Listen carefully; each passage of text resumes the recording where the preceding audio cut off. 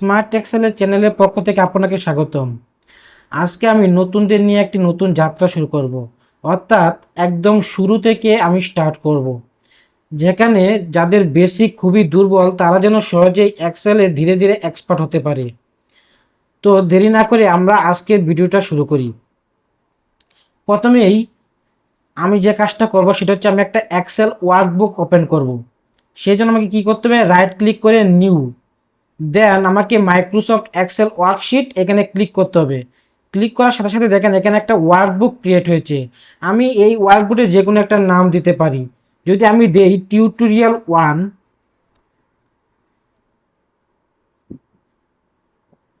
তাহলে টিউটোরিয়াল 1 নামে একটি ওয়ার্কবুক ক্রিয়েট হলো। এখন আমি এক্সেলে এই ওয়ার্কবুকটুকু ওপেন করব।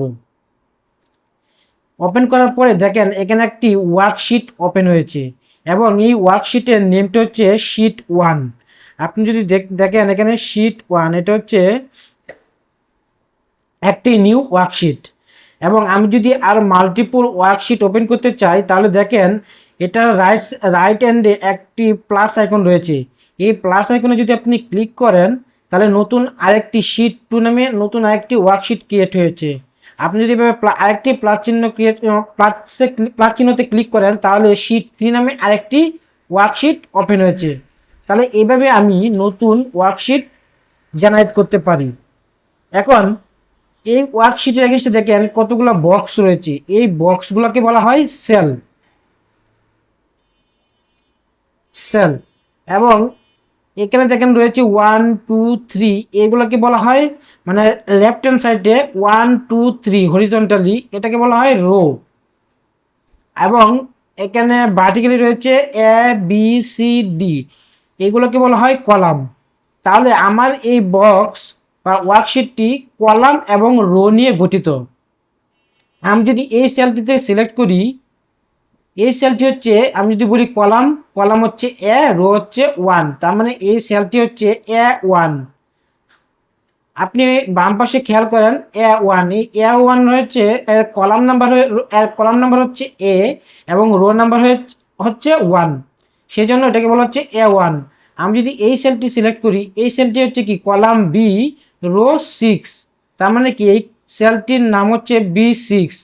এইভাবে আমাদের এক্সেলে অনেকগুলো রো রয়েছে, প্রায় কত হাজার রো রয়েছে। আমি যদি শিফট কন্ট্রোল ডাউনেতে ক্লিক করি, কন্ট্রোল ডাউনেতে ক্লিক করি, তাহলে দেখবেন নিচের দিকে প্রায় 10 লক্ষ রো রয়েছে। মানে এই এক্সেলে 10 লক্ষর মতো রো রয়েছে। আর যদি আমি চিন্তা করি কতগুলো কলাম রয়েছে, তাহলে কন্ট্রোল রাইট এরে, তাহলে দেখেন এখানে রাইট এরো, এখানে রয়েছে প্রায় 16,000 কলাম। এটা আমি কীভাবে বুঝেছি দেখেন, আমি যদি এখানে একটা ফর্মুলা দিই কলাম এবং একটা রেফারেন্স আমি দিয়ে দিই এই সেলটা, তাহলে কি দেখেন এখানে 16,384টি কলাম রয়েছে। তার মানে আমি কি বলতে পারি, আমার এই এক্সেল শিটটি 10 লক্ষ রো এবং 16,000 কলাম নিয়ে গঠিত।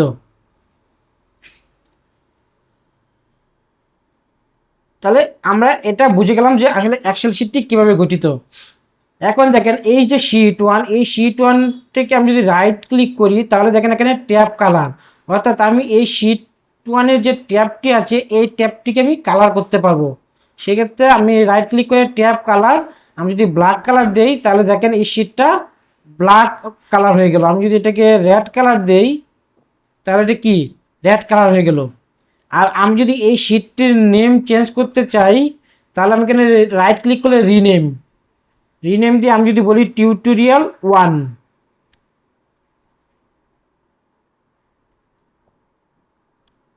তাহলে দেখেন এই শিটটি টিউটোরিয়াল 1 নামে ক্রিয়েট হয়ে গেল।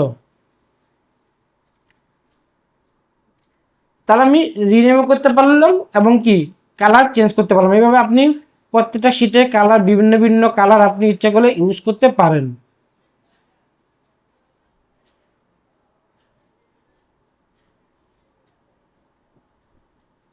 তাহলে তাহলে এই ওয়ার্কশিট সম্পর্কে আমরা জেনে গেলাম।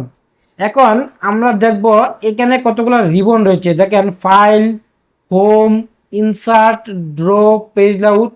এখন আমরা ডে বাই ডে জানবো যে এই রিবনগুলো আসলে কি কাজে ব্যবহৃত হয়। প্রথমে যদি আমি ফাইলে ক্লিক করি তাহলে দেখেন এখানে কিছু অপশন আছে, নিউ মানে কি নতুন আরেকটি ওয়ার্কবুক ক্রিয়েট হবে। এখানে যদি আপনি ক্লিক করেন তাহলে নতুন আরেকটি ওয়ার্কবুক ক্রিয়েট হবে। দেন রয়েছে সেভ অপশান, মানে আপনি যদি সেভে ক্লিক করেন তাহলে এই যে ওয়ার্কশিটটা এটা সেভ হয়ে গেল। এখন আপনি চিন্তা করতেছেন এই ওয়ার্কশিটটাকে নতুন আরেকটি ওয়ার্কশিটে সেভ করবেন, সেক্ষেত্রে ফাইলে গিয়ে আপনি সেভ এজ দিয়ে সেভ এজে ক্লিক করবেন। দেখেন তারপর দিস পিসি, অর্থাৎ আপনি এই পিসিতে যদি সেভ করতে চান তাহলে আপনাকে দিস পিসিতে ক্লিক করতে হবে। তো আমি দিস পিসিতে ক্লিক করলাম, দেন আমি এটা নতুন একটা নাম দিলাম টিউটোরিয়াল 1 সেকেন্ড শিট দিয়ে যদি আমি ডেস্কটপে আমি এটা ডেস্কটপে সেভ করব। সো আমি এখানে ডেস্কটপে ক্লিক করব, দেন সেভ দিব। তাহলে দেখেন আমি যদি আমার ডেস্কটপে যাই তাহলে দেখেন টিউটোরিয়াল 1 সেকেন্ড শিট নামে নতুন আরেকটি ওয়ার্কবুক ক্রিয়েট হয়েছে। তাহলে এভাবেও কিন্তু আমরা ওয়ার্কবুক কী করতে পারি, সেভ করতে পারি।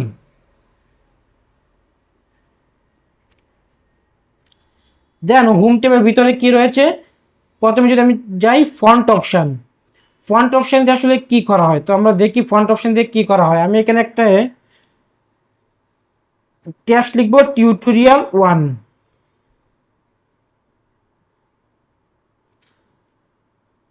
তো টিউটোরিয়াল 1 লিখলাম। এখন দেখেন আমার প্রথমে কি হয়েছে, এটা হচ্ছে ফন্ট নেম। আমি যে টেক্সটটা লিখেছি এটা আসলে কোন ফন্টে নিয়ে যেতে চাই সেটা আমি এখান থেকে সিলেক্ট করতে পারি। যদি মনে করেন আমি এখানে যেটা আছে অ্যাডলাম ডিসপ্লে, আমি যদি এটাতে ক্লিক করি দেখেন এটার টেক্সটটা চেঞ্জ হয়ে গেছে। দেন আমি যদি সিলেক্ট করি অন্য আরেকটি নেম, সাপোজ এটা ক্লিক করলাম, দেখেন আমার এই টেক্সটের ডিজাইনটুকু চেঞ্জ হয়ে গেছে। তো এখান থেকে আমি কি করতে পারি, টেক্সট নেম চেঞ্জ করতে পারি। দেন হচ্ছে আমি এখান থেকে ফন্ট সাইজ মানে ছোট বড় করতে পারি। আমি যদি এখানে 8 দিই তাহলে দেখেন আমার যে টেক্সটটুকু লিখেছি সেটা ছোট হয়ে গেছে। যদি আমি এখানে 20 দিই তাহলে আমার এই টেক্সটটুকু কী হয়ে গেছে, বড় হয়ে গেছে। তাহলে আমি এভাবে টেক্সট ছোট বড় করতে পারি। দেন এটা আমি এখান থেকে করতে পারি। আর আপনি যদি অটোমেটিক করতে চান তাহলে এখান থেকে আপনি যদি ক্লিক করেন তাহলে দেখেন আস্তে আস্তে ডিক্রিজ হবে। আর যদি আপনি এই আপ এরোতে ক্লিক করেন তাহলে আস্তে আস্তে এটা ইনক্রিজ হবে। তারপরে এখানে বি বি লেখা আছে, বি মানে কি বোল্ড। আপনি এখানে যদি ক্লিক করেন এটা বোল্ড হয়ে যাবে, সরি, যে টেক্সটটুকু আছে সেই টেক্সটটুকু বোল্ড হয়ে যাবে। এটা আমি আরেকটাভাবে করতে পারি, control B, control B click করলে শর্টকাট বোল্ড হয়ে যাবে। দেন এখানে রয়েছে ইটালিক ফর্ম, আমি যদি এটাকে ইটালিক ফর্মে ক্লিক করি তাহলে আমার যে টেক্সটটুকু আছে সেই টেক্সটটুকু ইটালিক ফর্মে চেঞ্জ হয়ে যাবে। দেন রয়েছে আন্ডারলাইন, আমি যদি আন্ডারলাইনে ক্লিক করি তাহলে দেখেন টেক্সটের নিচে একটা আন্ডারলাইন শো করতেছে। তারপর যদি আমি এখানে দেখেন রয়েছে কি, এখানে রয়েছে বর্ডার।